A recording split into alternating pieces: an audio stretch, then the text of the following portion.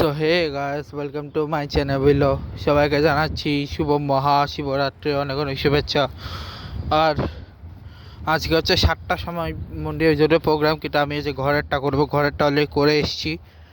করে এখন বাইরে আমি হাঁটাহাঁটি করতেছিলাম। আজকে আমি জিম যাইনি, আজকে আমি এমনি যে হাঁটাহাঁটি করতেছি রাস্তার মধ্যে। হাঁটাহাঁটি করার ফাঁকে ফাঁকে আমি ঘুরতেছিলাম আর কি, ঠিক আছে।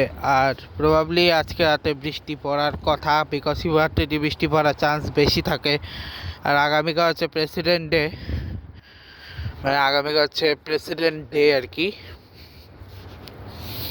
প্রেসিডেন্ট ডে বলতে আগামীকাল কি বললেন, প্রেসিডেন্ট ডে বলতে আগামীকাল হচ্ছে আমেরিকার প্রথম প্রেসিডেন্ট জর্জ ওয়াশিংটনের হ্যাপি বার্থডে।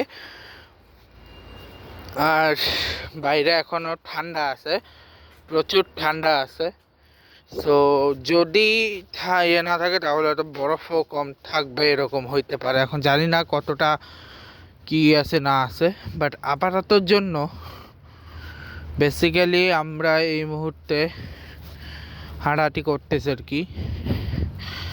আর তেমন কিছু না, জাস্ট মানে ভাইকের প্রেডিকশন আমরা মিলে গেছে। বলেছিল জিম্বাবুয়ে যাবে, কারণ যদি নেক্সট ম্যাচ মানে কালকের ম্যাচে যদি অস্ট্রেলিয়া হেরে যায় এবং এরপরে ম্যাচ আয়ারল্যান্ডের উপর ডিপেন্ড করবে, যদি আয়ারল্যান্ড জিতে তো আমি এটা বলছি যে সাউথ আফ্রিকায় অলরেডি আমি যে যাদের কোয়ালিফাই করছিলাম, আমার র্যাঙ্কিংটা ওটা ঠিক হয়নি, বাট আমার কোয়ালিফাই ঠিক আছে।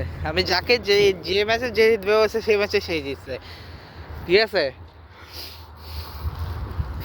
ঠিক আছে, আমি যে ম্যাচে যে জিতবে বলছি সেই ম্যাচে সেই জিতছে, ঠিক আছে। যেগুলো আমি কনফিউজ হয় ওগুলো আমি পরে বলছি, আমি কনফার্ম হয়ে বলছিলাম এবং কনফার্ম হয়ে যেটা বলছি সেটা হয়েছে।